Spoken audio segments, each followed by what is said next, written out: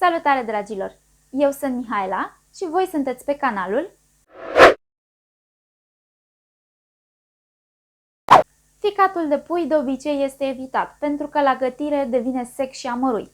Dacă urmați însă această rețetă, va ieși moale, dulceag și cremos. Aveți nevoie de următoarele.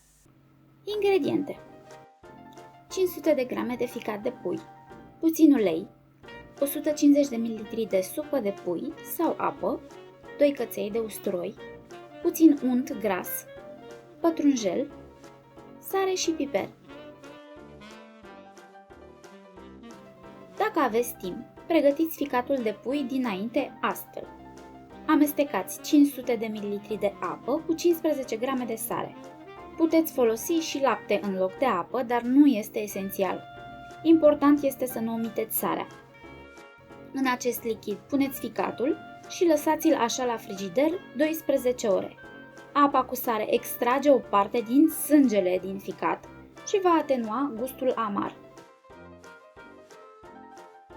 Această etapă nu are nicio legătură cu frăgezirea ficatului, pentru că el este deja un produs mult mai moale și mai fraged decât carnea.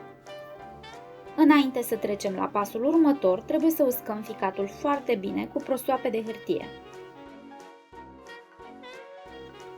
Se despart cei doi lobi ai ficatului și se curăță de pielițe sau orice părți galbene sau verzui care ar putea fi atinse de fiere.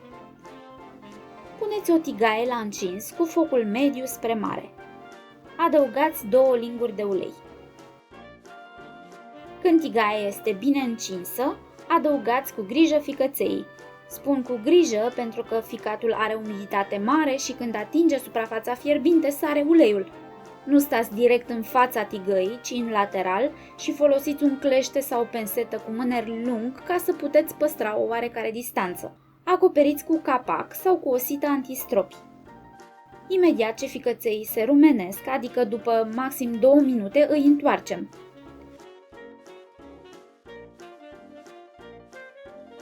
Îi mai lăsăm încă 2 minute pe partea cealaltă. În acest moment, puneți rapid usturoiul dat prin presă. Lăsați puțin până își eliberează aroma.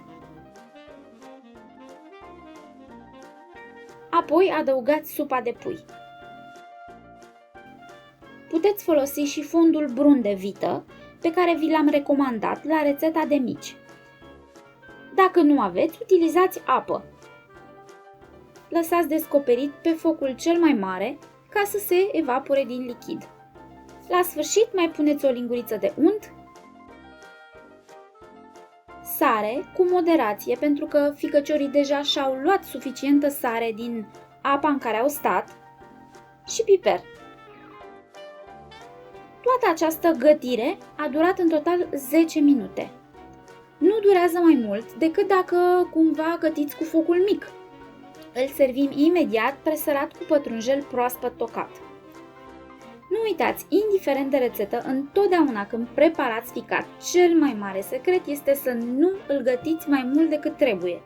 Dacă vă este frică să nu rămână crud, pur și simplu tăiați unul în tigaie și vedeți dacă mai este roz înăuntru. Din momentul în care nu mai este roz, ați oprit focul. Ficatul gătit astfel este moale, fraged și cremos. Poftă bună, dragilor! Numai bine!